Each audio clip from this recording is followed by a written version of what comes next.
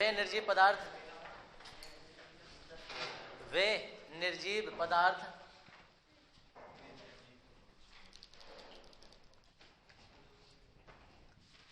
वे निर्जीव पदार्थ जो शरीर की वृद्धि एवं विकास वे निर्जीव पदार्थ जो शरीर की वृद्धि एवं विकास के लिए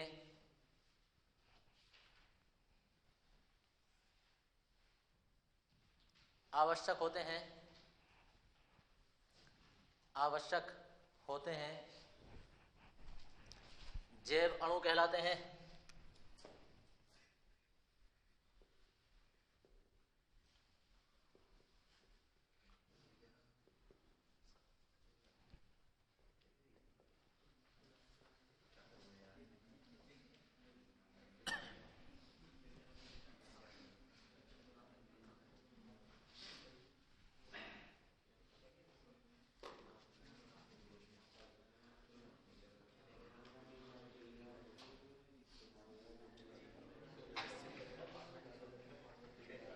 यह निम्नलिखित है।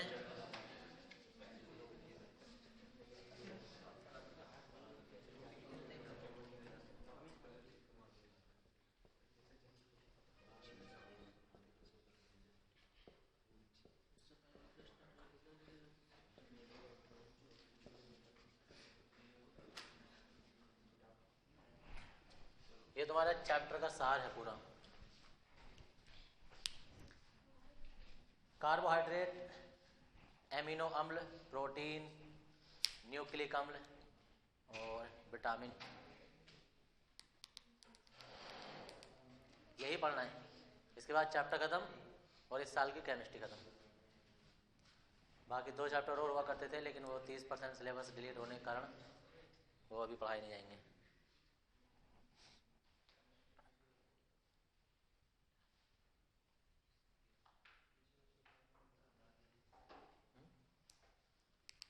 यहाँ निम्नलिखित है, सारे लिख दो और पहला वाला हेडिंग डाल देंगे। पहला वाला हेडिंग मत डालना, अभी कुछ और बताता हूँ। जो अभी ये वो पदार्थ हैं, अगर तुम इन्हें ना खाओ तो तुम्हारी ग्रोथ रुक जाएगी। हो सकता है चलना फिरना भी तुम्हारा दुश्वार हो जाए, ना चला जाए, कमजोरी आ जाएगी, हो सकता है वृद्धि रुक जाए। और दोनों तरीके की वृद्धि रुक जाती है, शारीरिक भी मानसिक भी। मानसिक तो रुकी पड़ी है तुम्हारे, खैर शारीरिक की बात कर रहे हैं।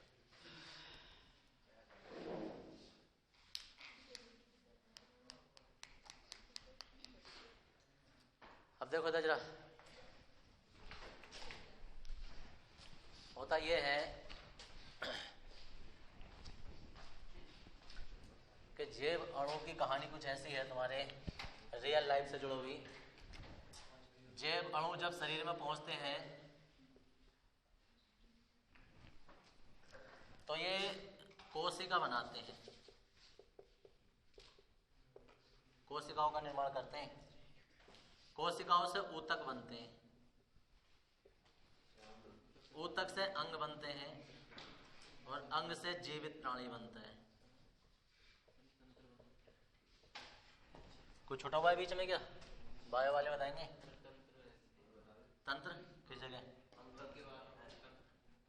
ऊतक के बाद में तंत्र, अंग के बाद में तंत्र। वैसे तो अंग बन गए तो अंग जीवित प्राणी के होते हैं। चलो फिलहाल तंत्र तुम बना सकते हो। तंत्र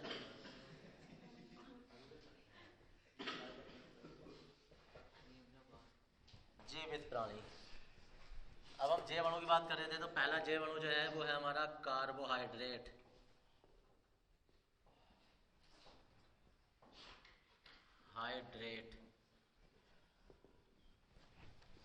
कार्बोहाइड्रेट ये उतारने के बाद में हेडिंग डाल देंगे कार्बोहाइड्रेट। अब जरा 2-3 दिन कार्बोहाइड्रेट के बारे में पढ़ेंगे।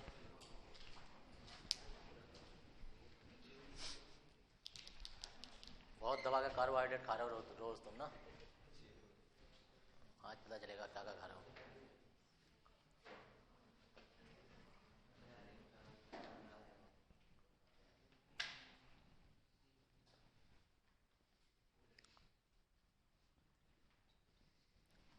मनुष्य की सूक्ष्मतम इकाई क्या है? मनुष्य की सूक्ष्मतम इकाई कोशिका। वस्तु की सूक्ष्मतम इकाई?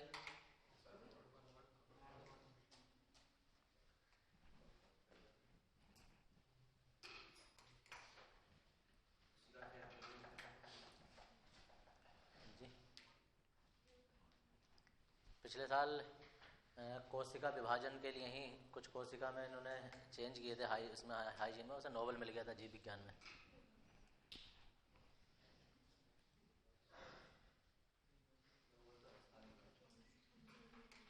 नोबेल हर साल नहीं मिलता है, किसी विशेष खोज के लिए दिया जाता है, मिलता हर साल है। अब देखो इधर,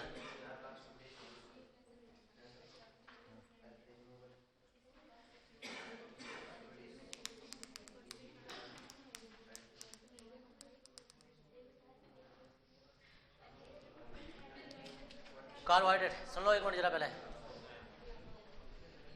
बस बस बस। हाँ, कहाँ की बात हो रही है? देखो इधर कार्बोहाइड्रेट की बात कर रहे हैं। कार्बोहाइड्रेट का मतलब होता है कि ज़्यादातर जितने मीठे पदार्थ होते हैं, मीठे पदार्थ जितने भी होते हैं, जैसे कि क्या हो गया, तो ज़्यादा जितने भी मीठे पदार्थ होते हैं, जैसे कि चीनी हो गई तुम्हारी, या और भी तुम्हें सुक्रोज हो गया, ग्लूकोज हो गया, फ्रैक्टोज हो गया, या ज़्यादातर जितने भी हम फल खाते हैं जो मीठे होते हैं, या दूध वगैरह पीते हैं, तो उस सब में कार्बोहाइड्रेट पाया जाता है। कार्बोहाइड्रेट किसी एक पदार्थ का नाम नहीं है, कार्बोहाइड्रेट एक ग्रुप का नाम है, उसके अंदर पदार्थ पाए जाते हैं, जैसे कि ग्लूकोज, सुक्रोज, माल्टोज, लैक्टोज, ये सब कार्बोहाइड्रेट होते हैं। समझ गए? तो हम उन्हीं के बारे में करके पढ़ रहे हैं। कार्बोहाइड्रेट, पहला हेडिंग डाला है तुमने, इसकी परिभाषा ये होती है कि ऐसे हाइड्रोक्सी एल्डोल और कीटोल, एल्डोल का मतलब एल्डिहाइड वाले यौगिक, और कीटोल का मतलब कीटोन वाले यौगिक, तो ऐसे हाइड्रोक्सी, उसमें हाइड्रोक्सी भी होना चाहिए, वो सारे सारे कार्बोहाइड्रेट कहलाते हैं। कार्बोहाइड्रेट में OH भी होगा, एल्डिहाइड भी होगा, और एल्डिहाइड नहीं होगा तो कीटोन होगा, इन दोनों का होना जरूरी है। तो वो सब पदार्थ कार्बोहाइड्रेट कहलाएंगे। परिभाषा लिखेंगे इसकी।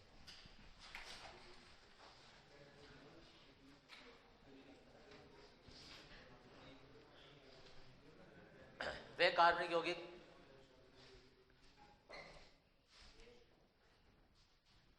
वे कार्बनिक यौगिक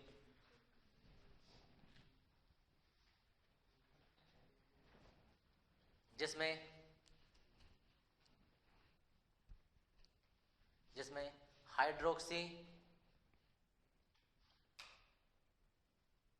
हाइड्रोक्सी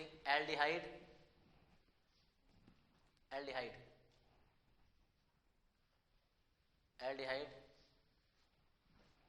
या कीटोन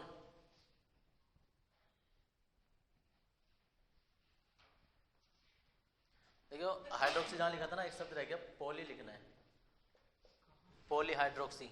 हाइड्रोक्सी से पहले पॉली लिखना है, क्योंकि एक हाइड्रोक्सी नहीं होगा, अनेक होंगे। पॉली का मतलब बहु। पॉलीहाइड्रोक्सी एल्डिहाइड या कीटोन उपस्थित होते हैं,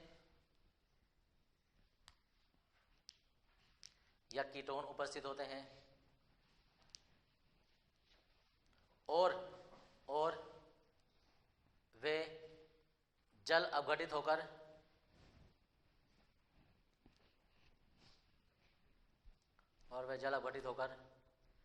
एल्डिहाइड या कीटोन देते हैं,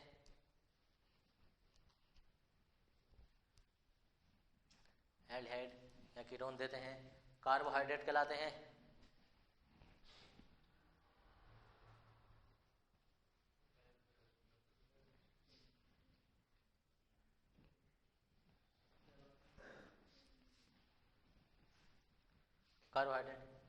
हैं।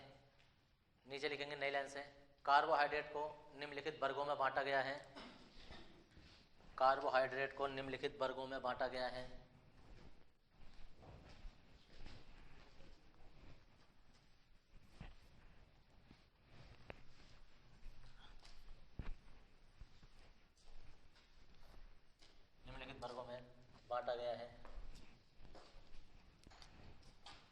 और नंबर 1 आ जाता है जल अपघटन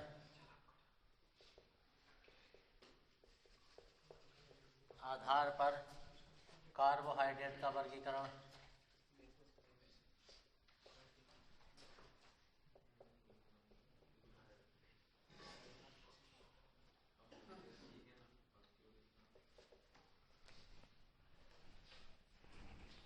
कार्बोहाइड्रेट का वर्गीकरण हेडिंग डाल दो।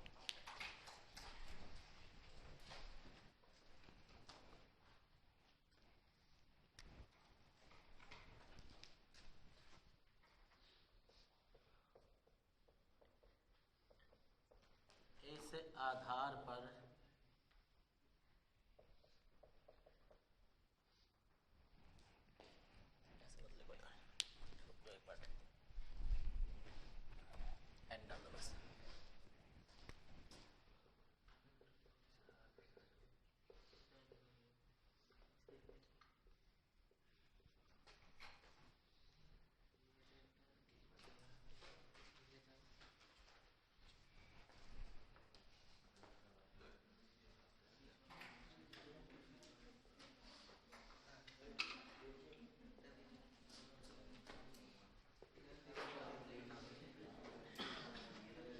देखो, कार्बोहाइड्रेट जल अपघटन के आधार पर है, स्वाद के आधार पर है और एक है अपचयन के आधार पर है।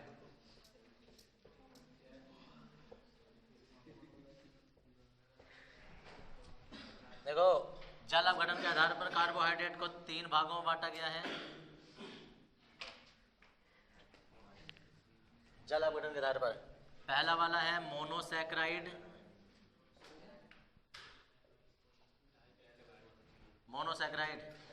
दूसरा है ओलिगोसैकराइड,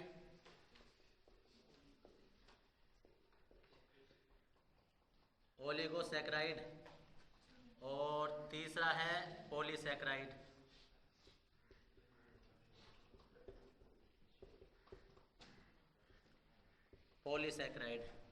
मोनोसैकराइड जैसे कि ग्लूकोज,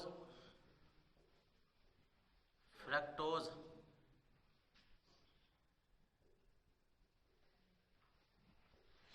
ओलिगोसैकराइड जैसे रैफिनोज,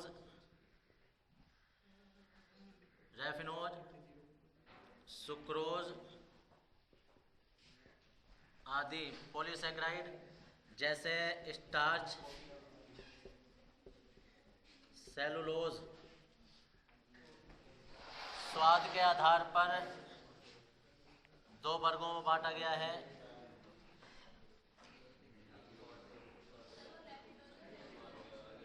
रैफिनोज, जय होगा जय।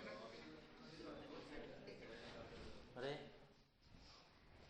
स्वाद के आधार पर एक होते हैं मीठे, एक होते हैं स्वाद रहित।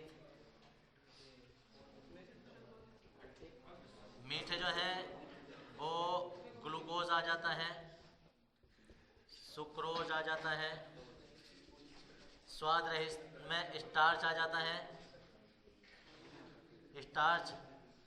और जी सेलुलोज आ जाता है।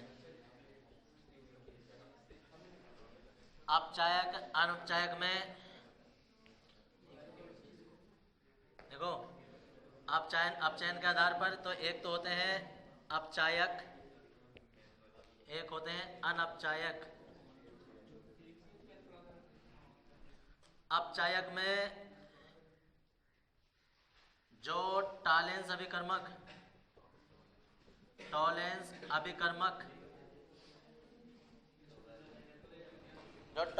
अभिकर्मक से क्रिया करते हैं वो अपचायक कहलाते हैं।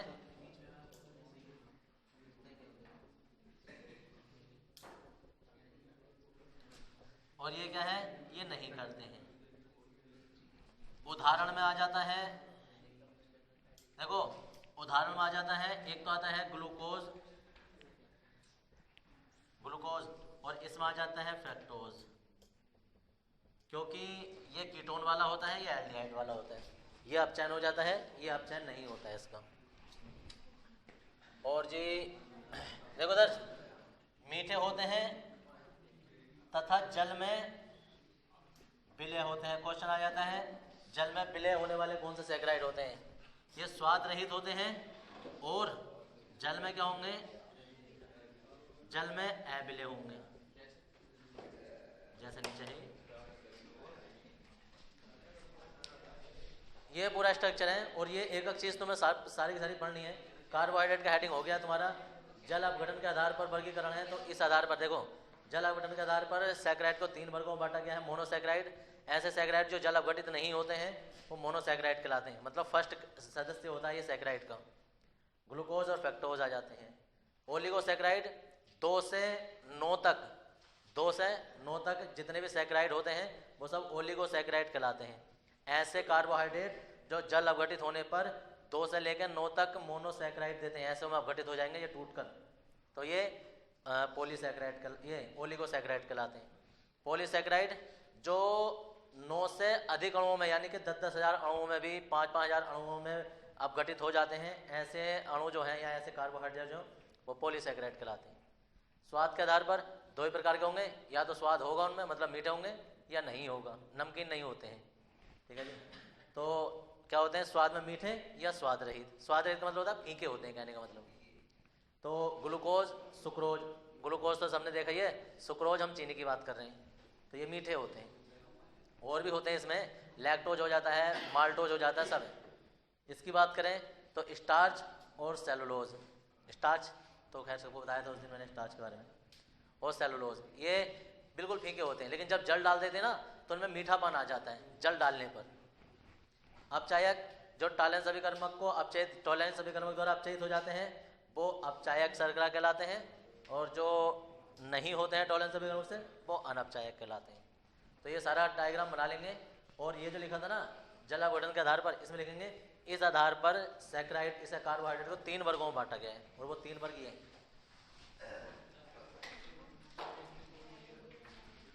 आरेख बना लेना, ये ऊपर वाली लाइन में लिख दो, इस आधार पर सैकराइड को, ये इस आधार पर कार्बोहाइड्रेट को 3 वर्गों में बांटा गया है। वो लाइन छोड़ देंगे और फिर ये सारा डायग्राम बना लेंगे।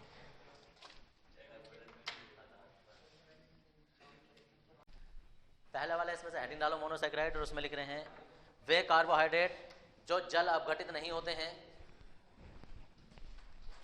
जो जल अपघटित नहीं होते हैं,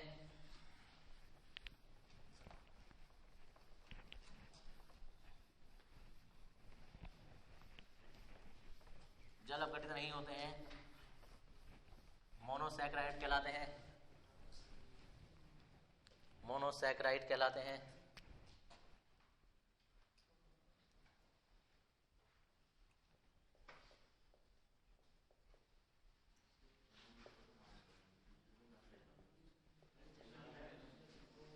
जैसे ग्लूकोज, फ्रक्टोज, गैलेक्टोज, गैलेक्टोज, और इन सब का फॉर्मूला जो होता है ना वो C6H बार है, O6 होता है तीनों का, फॉर्मूले में अंतर होता है। स्ट्रक्चर अभी बनाएंगे तब पता चलेगा अंतर।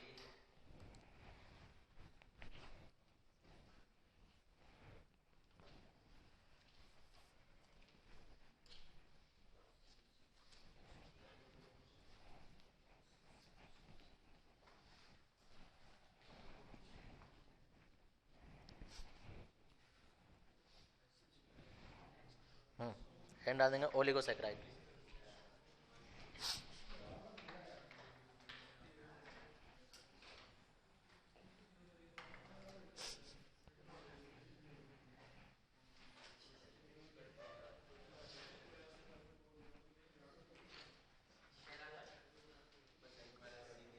ओलिगोसैकराइड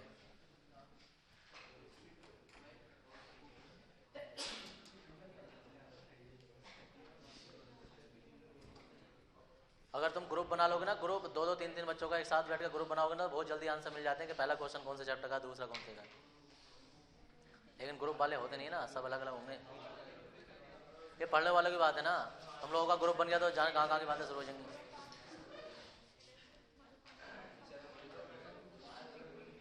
देखो इधर दूसरा हेडिंग डाल देंगे ओलिगोसैकराइड, इसमें लेंगे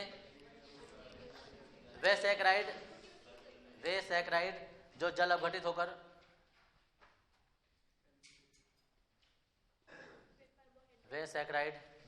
बंद कर देना, एक ही बात है क्योंकि अब तो सैकराइड की बात कर रहे हैं। वे सैकराइड जो जल अपघटित होकर 2 से 9 तक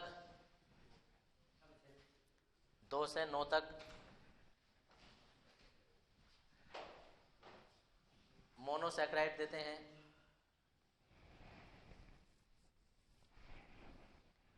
2 से 9 तक मोनोसैकराइड देते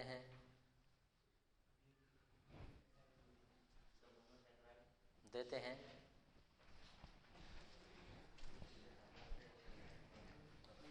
ओलिगोसैकराइड कहलाते हैं।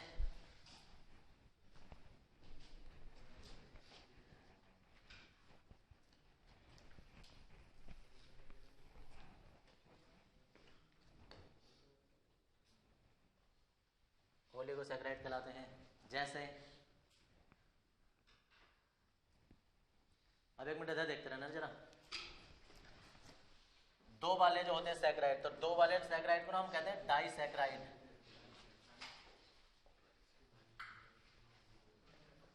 डाइसैकराइड होंगे, हम कहेंगे यह है जल अपघटित होकर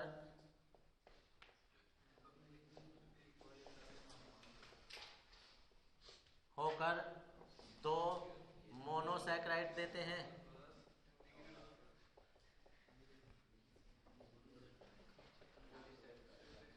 अब देखो डाइसैकराइड जो है ना वो 2 ही देंगे। डाइसैकराइड कौन सा होता है? एक तो होता है C12H22O11, ये होता है सुक्रोज। सुक्रोज मतलब चीनी। सुक्रोज, इसका जल अपघटन कर दिया मतलब जल के अंदर इसे डाल दिया, तो ये 2 मोनो इकाइयों में टूट जाएगा। मोनोसैकराइड में C6 से H बार है O6, C6 से H बार है O6। एक ग्लूकोज बन जाता है, एक फ्रक्टोज बन जाता है। अब सुनो इधर, इसके बाद हो जाता है C बार है H22O11, इसका जल अपघटन कर दो, ये होता है माल्टोज। इसका जल अपघटन करते हैं तो 2 बार C6 से H बार है O6, ग्लूकोज ही बन जाता है। मतलब इसमें कोई अलग नहीं निकलता, दोनों मोनोसैकराइड ग्लूकोज ही होती हैं। इसके बाद हो जाता है C बार है H22O11 H2O, ये होता है गैलेक्टोज,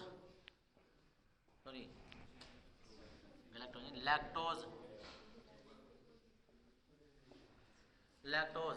ये C6 से H बार है O6 और ये C6 से H बार है O6। एक होता है ग्लूकोज और एक होता है गैलेक्टोज। ये अभी तक जितने भी चल रहे हैं ना, ये डाइसैकराइड चल रहे हैं। मतलब जितने भी है ना ये सब डाइसैकराइड है, क्योंकि जल अपघटित होकर ये 2 मोनोसैकराइड दे रहे हैं। और क्योंकि हम जो उदाहरण लिख रहे हैं ना, ये ओलिगोसैकराइड का लिख रहे हैं। ओलिगोसैकराइड जो होते हैं ना वो ऐसा होते हैं डाइसैकराइड, ट्राइसैकराइड, टेट्रासैकराइड, पेंटासैकराइड, ऐसे नैनो तक होते हैं। तो उसमें का भी ये पहला उदाहरण है। दूसरा वाला जो इसका उदाहरण होगा वो होगा ट्राइसैकराइड। ट्राइसैकराइड क्या होगा? यह जल अपघटित होकर 2 की जगह क्या हो जाएगा? 3 मोनोसैकराइड देते हैं। कौन होंगे वो होंगे C18H32 और O16। देखो O16, और ये जल अपघटित होंगे। जल अपघटन में इसके 2 अणु लिए जाते हैं, तो एक बार तो टूटेगा ये C6 से H12O6, C6 से H12O6 और C6 से H12O6। एक होता है ग्लूकोज, एक होता है फ्रक्टोज, एक होता है गैलेक्टोज, और ये जो है ये होता है रैफिनोज। ऐसे ही इसी के बाद C वाला जो होता है, देखो उधर एक होता है टेट्रासैकराइड।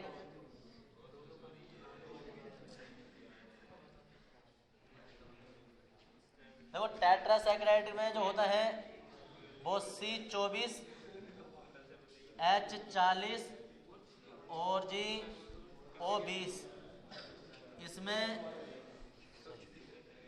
42, इसमें 3 जल के अणु होते हैं। इसमें एक तो ग्लूकोज होगा, एक फ्रक्टोज होगा और 2 गैलेक्टोज होंगे। याद रखना, तो यहां लिख देना गैलेक्टोज होंगे। तो 1, 2 और 2 4 मोनोसैकराइड में अपघटित होगा ये। तो ये जितने भी जल हैं ये सब ओलिगोसैकराइड होते हैं। ओलिगोसैकराइड का उदाहरण है, ये उतारेंगे और उसके बाद हम डाल देंगे पॉलीसैकराइड।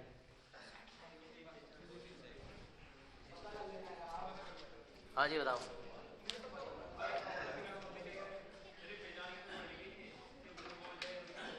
ये अभी नहीं पहचान पड़ेगी क्योंकि हम सगोड़ का अणु सूत्र लिख रहे हैं। अभी इसका जब स्ट्रक्चर बनाएंगे ना तो उससे पहचान पड़ेगी। स्ट्रक्चर बनेगा इसका पूरे बोर्ड पे भी, और अब से आगे स्ट्रक्चर के नंबर आ रहा है। अभी सूत्र एक से होते हैं लेकिन इनकी जो संरचना होती है ना वो भिन्न भिन्न होती है। एक में एल्डिहाइड होता है, एक में कीटोन होता है।